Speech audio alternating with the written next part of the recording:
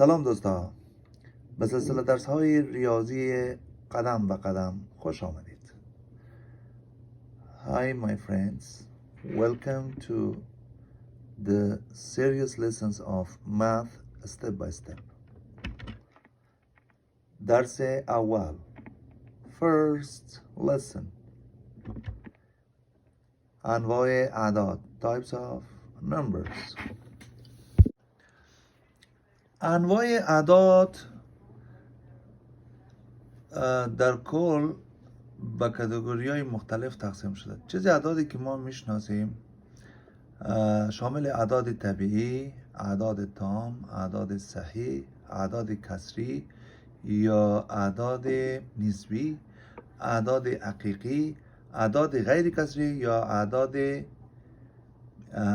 غیر نسبی می باشد که در انگلیسی اعداد طبیعی را به نام natural numbers، اعداد تام را به نام whole numbers، اعداد صحیح را integers، اعداد کسری یا اعداد نسبی را rational numbers، اعداد حقیقی را real numbers، اعداد غیر کسری یا اعداد غیر نسبی را irrational numbers میگویند. و حال ما درباره اعداد طبیعی صحبت میکنیم. اعداد طبیعی که انگلیسیش میشه natural number اعدادی است که در شمارش ما زیادتر به کار میبریم، از یک شروع میشه و تا به نهایت 100,000 500,000 5 میلیون 10 میلیون تا به نهایت. همونطور که در اینجا میبینین شما سمبل به نهایت است یا نماد به نهایت. اونمو شکلش باید متوجه باشیم که او سمبل به نهایت است. In English it is called natural numbers, and that symbol is for infinity.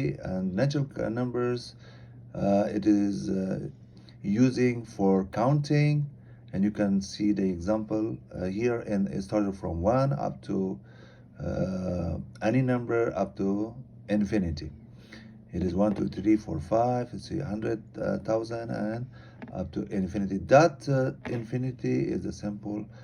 You can see the symbol and memorize that is used for the infinity. دوستان همونطور که به شما گفتم که اعداد طبیعی را زیادتر همچنان اعدادی که برای شمارش استفاده میشه. در اینجا هم گفتیم که اعداد طبیعی میتونن برای شمارش استفاده کرد و دو تا مثال در اینجا آوردیم که یکی همون تعداد عناصر 6 دانه عناصر است، یا مثلا 4 دانه کلم است، و مثال های دیگه هم که در طبیعت میبینین هر روز سر و کار دارین باش. 5 تا صفر، 4 دانه درخت، 6 دانه قلم، 5 نفر، 4 حیوان، 3 شاگرد، 2 باب مکتب و امثال. In English, you can see that, as I told you, a natural number can be called as a counting number, and there is two pictures I brought here to give an example of the natural number. There is 6 pineapples and 4 cabbage, and you can give any other counting number like 5 apples, 6 trees, 4 people, 5 animals, and those numbers we are involved in our life, in your routine life, and it is using for the counting. اعداد دیگه که ما میخوایم کاتگوری یا گروه اعداد دیگه که ما میخوایم به شما معرفی کنم اما اعداد تام، و اعداد تام به نام اعداد کلی هم به جای یاد میکنم. اعداد تام تمام اعداد طبیعی به علاوه صفر در بر میگیره. یعنی فرق اعداد طبیعی با اعداد تام در صفر است. اگر شما یک صفر به اعداد طبیعی اضافه کنین اعداد تام به دست میارین. اما رقمی در دیاگرام میبینین تمام اعداد طبیعی از یک شروع و همینطور به طرف بی نهایت تا بی نهایت امتداد پیدا میکنه. و اعداد تام اگر شما ببینین از صفر شروع میشه، فقط فرقش به اون عدد علامه صفر است و اعداد تام از صفر شروع میشه تا بی نهایت میره. The whole numbers is just putting 0 to the natural number, and that's gonna give you the whole numbers. As you can see in the diagram, the natural numbers start from 1 up to infinity, and the whole number starts from 0 to the infinity. So the difference between natural number and a whole number is 0. If you put it 0 to the natural number, that's gonna give you the whole number. All the, you see, and the end, you see all the whole numbers with 0. Just put 0 to the whole to the natural number, that's gonna give you the whole numbers. اعداد صحیح تمام اعداد تام به اضافه امتای منفیانه، یعنی تمام از یک شروع تا به نهایت، از منفی یک شروع تا منفی به نهایت به علاوه صفر. این اعداد صحیح است. یعنی شما از منفی یک شروع تا به نهایت صفر و از یک شروع تا مثبت به نهایت، اینمی اعدادی که هست یه را به نام اعداد صحیح یاد میکنن که در انگلیسیش میشه integers. Integers are all the whole numbers with their negative counterparts. It means that from 1 up to infinity, from plus 1 up to plus infinity, 0, and minus 1 up to minus infinity, it is called the integers. So the integers start from minus 1 up to minus infinity, 0, and plus 1 up to plus infinity numbers. As you can see in the diagram, negative integers, 0 positive integers. These all included in integers. اعداد دیگه که میخوام به معرفی بگیرم گروه اعداد کسری است. اعداد کسری را به نام اعداد نسبی هم یاد میکنم. اعداد کسری هر عددی که از 2 حصه تشکیل شده یا 2 عدد تشکیل شده، یعنی یک عدد نسبت به یک عدد دیگه در تقابل به یک عدد دیگه به هر دویش یک عددی را ارائه بکنه و او را به نام کسری یاد میکنه. این را به 2 شکل مختلف میتونیم بنویسیم، یعنی به شکلی که مخرج، صورت و مخرج همون رقم که میبینین P صورت است، Q مخرج است، و یا به شکل اعشار یا مثلا 0.5 یا 1.2. این هم اعداد کسری است. به 2 شکل میتونن این را نوشت. در اینجا وقتی که اگر اعداد به شکل صورت و مخرج نویسیم، P صورت است، Q مخرج است، منتها Q نمیتونه صفر شود. اگر Q صفر شود این عدد یک عددی نمیده که معنا نداره. اعداد کسری اعدادی است که با تقسیم یک عدد با تقسیم عدد دیگر میتونه نوشت در صورتی که Q ما صفر نباشه. و این را در انگلیسی به نام rational number یاد میکنم. Any numbers that can be written by dividing one integers by another. It can be fraction or ratio. In P over Q, Q cannot be 0. So in rational number, we can write, we there is two numbers relation with one number to another number in a ratio situation is called a rational number. We can write it. We can show it in two different ways. One is in a fraction, like if you see P over Q, or we can put it in a decimal number like 0.056. In two different ways we can show it, but in a rational number the Q cannot be zero. If you put it some number over a zero, like 5 over 0, it is meaningless. You cannot do it. So it is, if you have a 5 over 0, that's not a rational number. Otherwise, any numbers, any integers over any integers can be a rational number.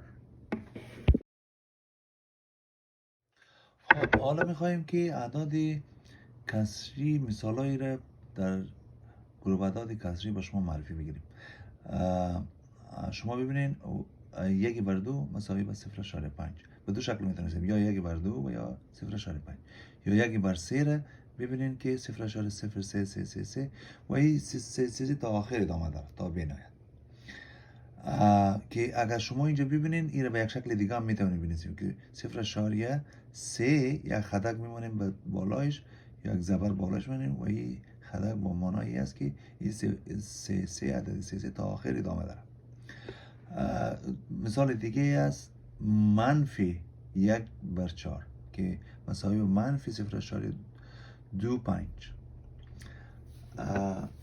در اینجا هم ببینین که اعداد کسری میتونه منفی شود، میتونه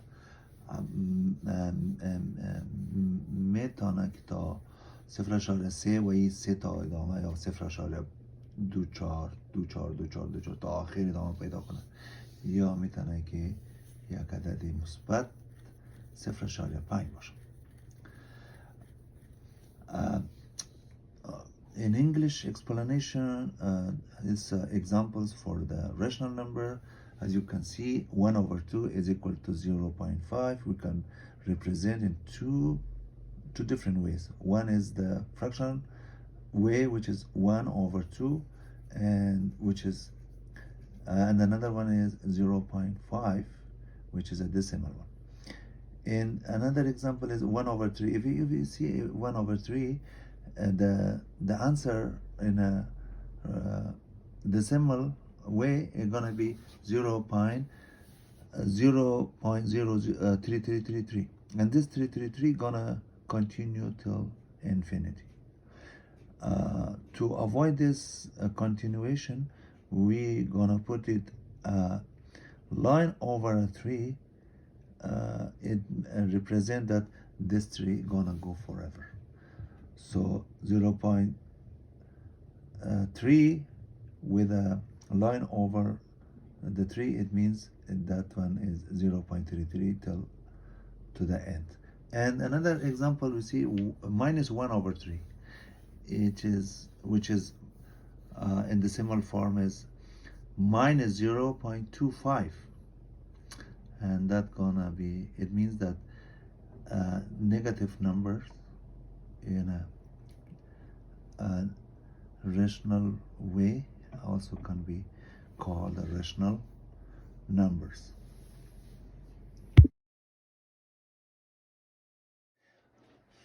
اعداد غیر کسری. اعداد غیر کسری اعداد را میگویند که اعشارش، یعنی شکلی که به شکل اعشار اگر می نویسیم، این اعشارش بعد از اعشار، از علامه اعشار، این تا آخر به یک شکل نمی باشه و این ادامه پیدا میکنه تا بنهایت.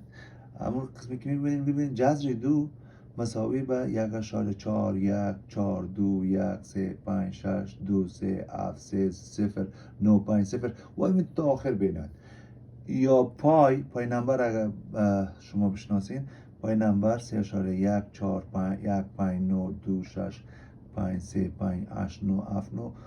تا آخر ادامه پیدا میکنه و با این خاطر ایره غیر کسری میره.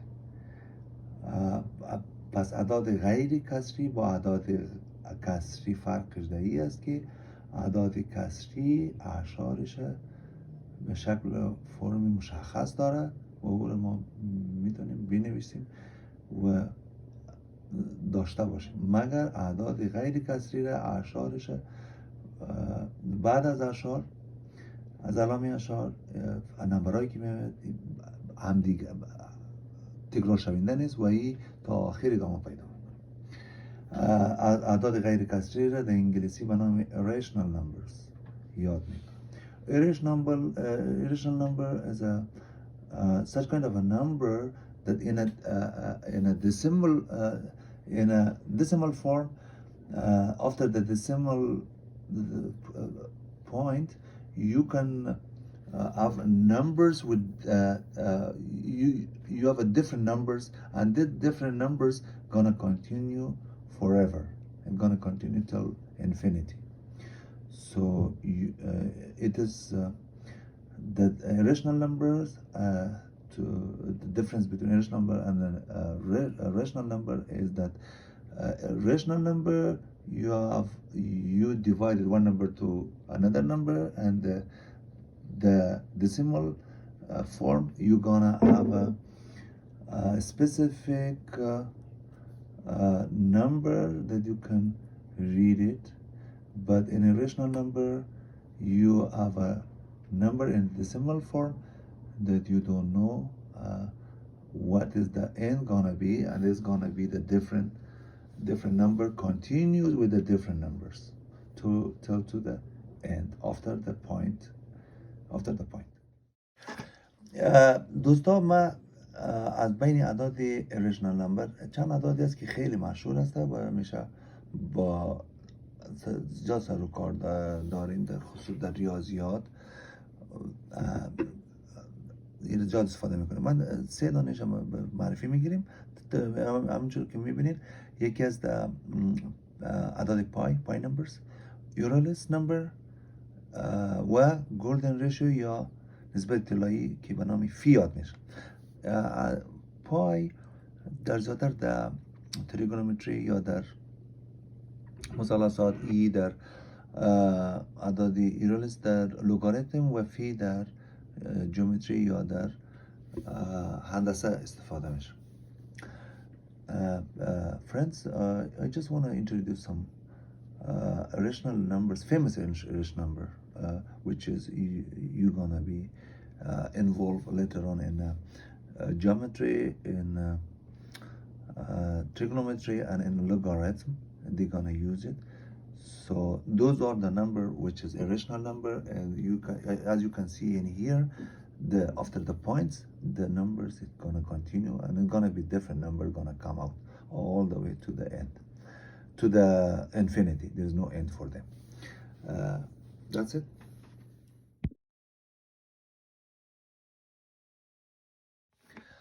گروه اعداد دیگه که به نام ریل نمبر یاد میشه یا اعداد حقیقی، هر عدد تمام اعداد رو شامل میشه. اگر شما در مختصر x یا نمبر لاین x ببینید، تمام اعدادی که در این مختصر شما نشان داده بتونین او عدد حقیقی است. یعنی هر عددی را که در یک خط عدد یا در نمبر لاین نشان داده بتونین او یک عدد واقعی است یا یک عدد حقیقی است. این میتونه مثبت باشه، منفی باشه، بزرگ باشه، کوچک باشه، بی‌نهایت باشه، کسری باشه، غیر کسری باشه. و در مثالش هم ببینید یک است، مثلا منفی 16 است، جذری 2 است، 0.34 است، 200 است، انفینیتی است. تمام اعداد شامل میشه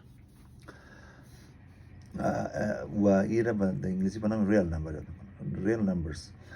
Real number is any number that you can show in a number line is a real number. It's gonna be positive number or a negative number, or small or big, or rational or irrational number. Any number you can show on the X line or the number line, it's gonna be a real number. Example, if you see this, a minus 16 root square 2, 0.343, 200, infinity, minus infinity, all the numbers included in a real number. دوستان ما میخواییم که همین اعداد کتاب‌ها رو خواندیم، گروه اعداد خواندیم، یا روابطش با هم مطالعه بکنیم. اعداد طبیعی گفتیم از 1 تا به نهایت هستن. گروه اعدادی هست که از 1 شروع میشه تا به نهایت، مگر اعداد تام از 0 شروع میشه تا به نهایت. پس اعداد تام اعداد طبیعی هم شامل میشه، یعنی یک مجموعه بزرگتر از اعداد طبیعی است. و بعد با مجموعه بزرگتر از او اعداد صحیح است که هم اعداد تام و هم اعداد طبیعی را به شمول اعداد منفی شامل میشه، یعنی از منفی 1 تا منفی بینید و از منفی مثبت 1 تا مثبت بینید و همچنان 0 شامل میشه. پس یک مجموعه بزرگتر است. مجموعه بزرگتر دیگه که داریم او اعداد کسری است که هم اعداد کسری که به شکل کسر نشته میشه و هم اعداد صحیح را در بر میگیره، به خاطری که هر عدد صحیح ما میتونیم به شکل کسری هم بنویسیم. مثلا 5 میتونیم 10 به تقسیم 2 مساوی به 5 میشه، به شکل 5 بنویسیم. یا همین رقم به شکل اعداد منفی 5 مثلا میتونیم منفی 10 تقسیم 2 منفی 10 بر 10 خودش یک عدد منفی 5 است. پس عدد کسری تمامی اعداد دیگر را شامل شده تا به حال. ما یک عدد گروه اعداد دیگه داریم که به نام اعداد حقیقی. گروه اعداد حقیقی تمام اعداد کتاب‌ها را بوده شامل میشه به شمول اعداد غیر کسری. مگر اعداد غیر کسری ببینید که جداگانه است، شامل اعداد حقیقی است، مگر اعداد کسری نمیتونه، اعداد غیر کسری یا irrational number نمیتونه که اعداد کسری باشه یا اعداد صحیح باشه یا اعداد تام یا اعداد طبیعی باشه. با خاطر این جداگانه نمیشه، مگر در یک گروپی قرار داره که او گروپ به نام اعداد حقیقیات میشه، یعنی اعداد حقیقی تمام اعداد کتاب رو خواندیم در بر میگیره.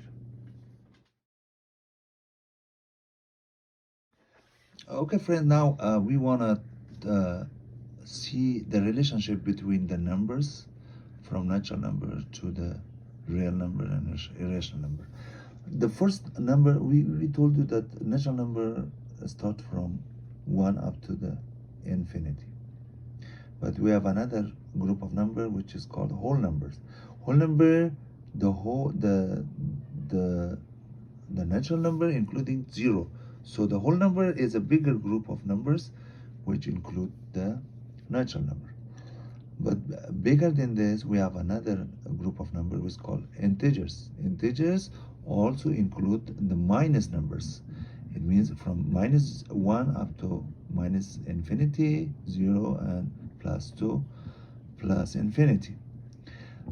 Another group we have bigger than this, it's called rational number. Rational number, it is all the decimal and rational numbers, including the whole number and natural number, and integers minus to positive plus number. So why it is a whole number or a natural number include? Because we can write it down the whole number in a fraction number, like 2 over 2 is equal to 1. Bigger than this, we have the group of number which is called real numbers. Real numbers, all the numbers are included, minus, plus, rational numbers, bigger, smalls, including the irrational number. But irrational number, if you see this, irrational number is different. It is another group which is no relation to rational number or the whole or the natural number. it is part of the real numbers, but they cannot be a whole number. So you can see a real number include all the numbers, including the rational numbers. So real number is the biggest group of numbers.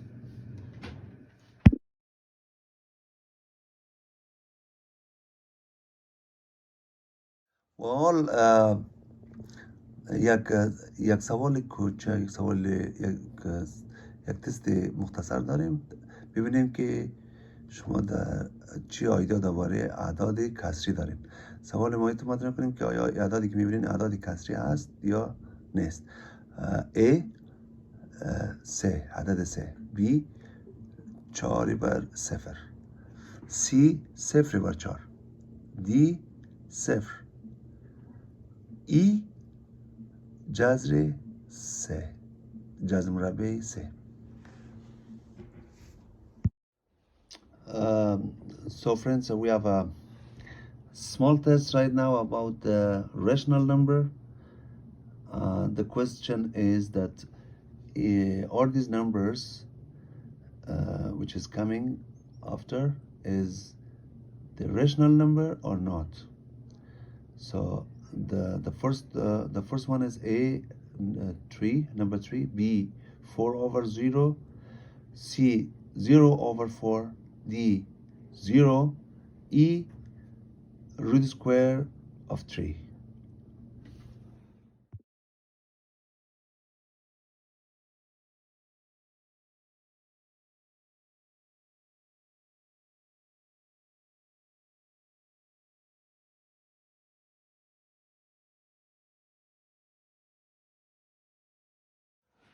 خب جوابا میپردازیم.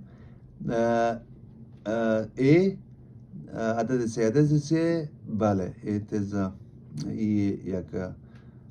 عدد کسری هست به خاطر از اینکه 3 مساوی به 3 بر 1 است. این 3 را به شکل 3 بر 1 هم می نویسیم. خب این یک عدد کسری میتونه باشه. B 4 بر 0 نیست، نو کراس میکنیم به خاطر از اینکه P بر Q باید غیر 0 باشه. P امو 4 است، 0 Q است، مگر اینجا میبینیم که Q 0 شده، پس لحاظا این عدد کسری نمیتونه باشه. C 0 بر 4 بله است به خاطر از اینکه 0 بر 4 مساوی به 0 است. و ای دی 0 بله 0 میتونه به خاطر که 0 شامل اعداد انتجر است و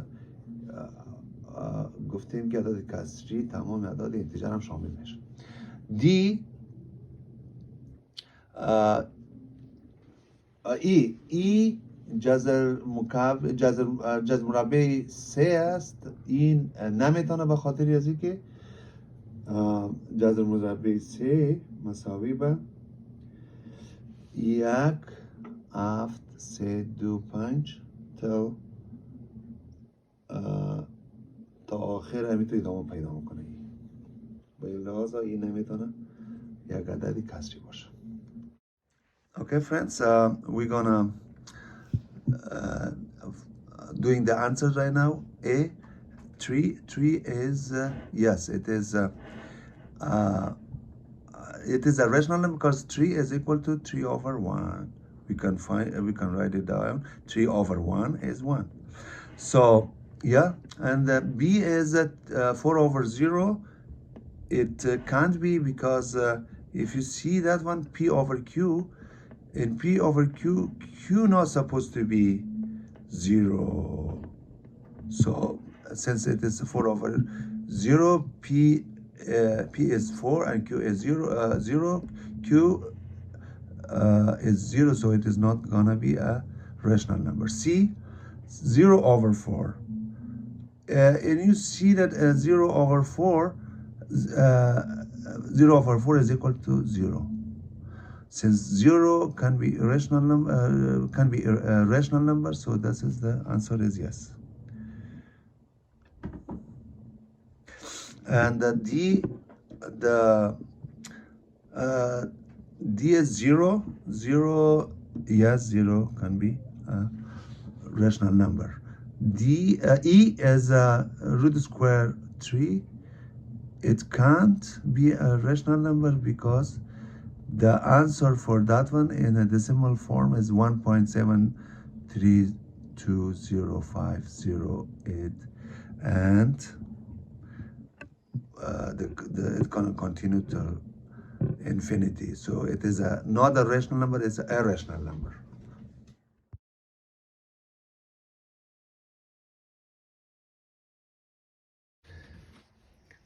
در بخش سوالای آخر در بخش تمرینات رسیدیم. این یک عنوان دادیم که دانش خود را بررسی کنید. Check your knowledge. سوال ما قسمی است که اعداد زیر کدام نوع عددی است. این اعدادی که میآید کدام نوع عدد است. با یک کاتگوری که متعلق است او را شما نام بگیرید. سوال اول -5، سوال دوم 10/3، سوال سوم جذر مربع 2، سوال چهارم 0، سوال پنجم -4 8 9 5 ... که یعنی تا به نهایت رفته. سوال ششم 1، سوال هفتم 2.23 و بالای 2 ببینید یک خطک است. سوال هشتم به نهایت. دوستان متوجه باشین که وقتی که من گفتم -4.895 895 من نگفتم 895 صحیحش هم اینمی است که باید بعد از اشار هر عدد خودش نام بگیرین. 895 با این شکل میره داخل. Now we come to the practice part. We put it, the title for this part is Check Your Knowledge, and the question is that the following numbers you should find this following number belongs to which group of numbers. Number 1 -5, number 2 10/3, number 3 root square 2, number 4 0, number 5 -4.895, number 6 1, number 7 2.2323, and over 23 is a dash there is a line. It means it's gonna go forever. Number 8 is infinity. And if you see that in -4.895, I didn't say -4.895. No, 895 is wrong. It's supposed to be each number separately pronounced. 895, okay? -4.895.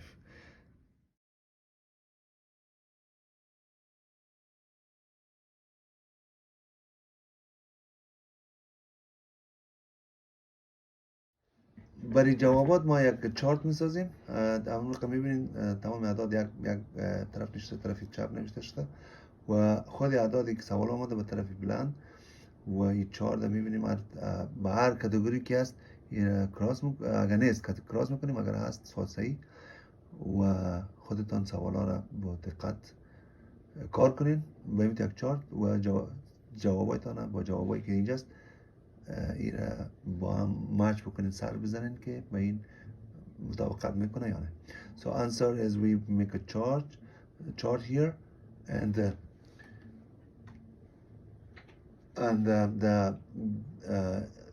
for the number which is matching to that group you say yes, it's a tick, and if not, there is put it across and match your answer with this chart and check your knowledge. Thank you.